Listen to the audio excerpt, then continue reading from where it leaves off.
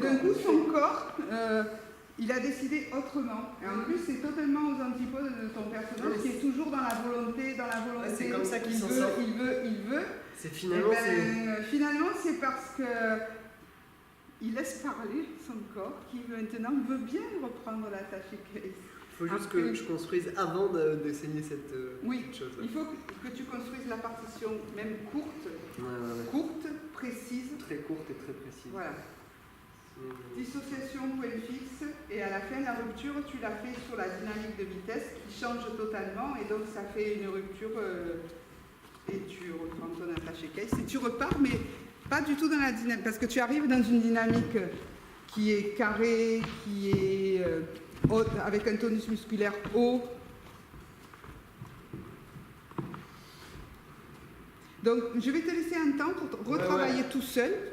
Tu trouves un espace où tu vas retravailler ça sur un temps court. Le but du jeu, c'est que je sois à l'écoute de leur univers, qu'ils s'emparent des outils que je propose et que je les aide et que je les guide pour des embryons de mise en forme de leur univers.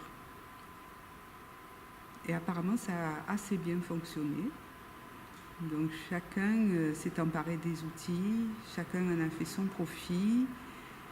Et moi, j'ai eu le grand plaisir de travailler avec eux et de découvrir leur univers. Donc, je m'appelle Emmanuelle, mon nom de scène c'est Noumema et j'ai déjà des spectacles pour enfants-famille et j'avais envie d'une chose, c'était d'aller plus loin dans mon personnage et que mon personnage devienne le décor.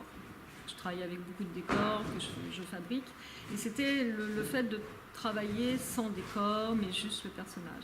Donc j'ai rencontré, j'ai cherché, je me suis dit que le mime serait bien et j'ai eu l'annonce d'Anne pour le mime, le stage de mime. Donc aujourd'hui, j'ai fini le stage de mime qui a été extraordinaire. Je repars avec plein d'outils. Anne est quelqu'un de très pédagogue et qui est très technique, qui nous a montré beaucoup de techniques. Et le stage s'est fait dans une chronologie pour arriver à la fin à travailler avec notre personnage et à faire pas une impro, mais à structurer un petit moment, une scénette, voilà, avec nos outils et les outils de chacun avec lesquels on est arrivé. Donc j'ai beaucoup aimé ce stage et je repars vraiment nourrie et l'envie de revenir avec Anne. Ouais. Même si c'est pas la deuxième partie, on s'en fiche, c'est juste pour ici, pas pour ton clip. Ou alors tu la cales, mais on ne peut pas caler, on ne peut pas faire défiler minute par minute sur ce truc-là. Eh bien, je m'appelle Karine Lotta, je suis chanteuse sur Marseille et je viens de participer à la formation dispensée par Anne Jumeau, qui est une artiste du mime. Des outils pour mettre en scène un peu et mettre en forme toutes les idées qui me traversent, l'hyperactivité pour monter les spectacles que je propose de chant, de musique et d'instruments. J'avais besoin de mettre en forme les idées visuelles et surtout aussi de me servir de mon corps avec lequel je m'exprime aussi au-delà de ma voix. Je pense vraiment avoir trouvé une bonne partie de ces outils.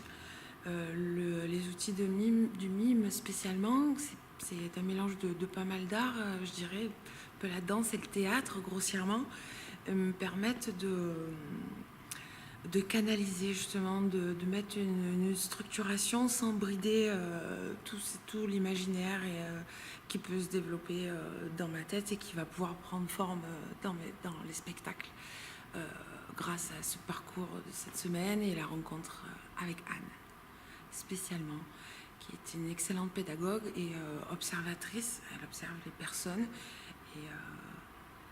et ressent parfaitement les univers. En tout cas, c'est aussi mon ressenti. Voilà. Tu démarres non, en fait, ma galère commence au sol. Tu vois ce que je veux dire? Et de là, je n'arrive pas à Parce que tu lever. as changé le début.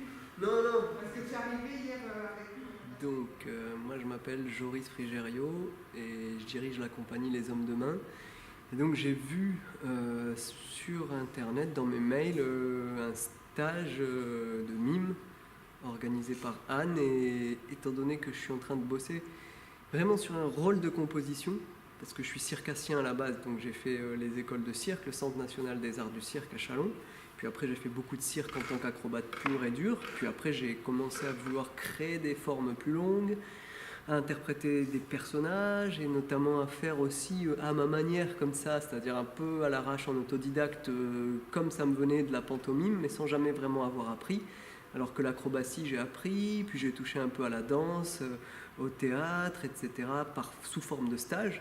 Surtout à l'école, et ça c'est vrai que je le faisais, mais pour moi, jamais sans aucune idée de technique et de formation, du coup, par rapport à ce que je veux faire là dans mon spectacle, c'est-à-dire jouer le rôle de composition d'un trader ultra violent, dominateur, mais de temps en temps qui se ridiculise et qui en fait, il voudrait tout contrôler, mais ça marche jamais comme il voudrait souvent.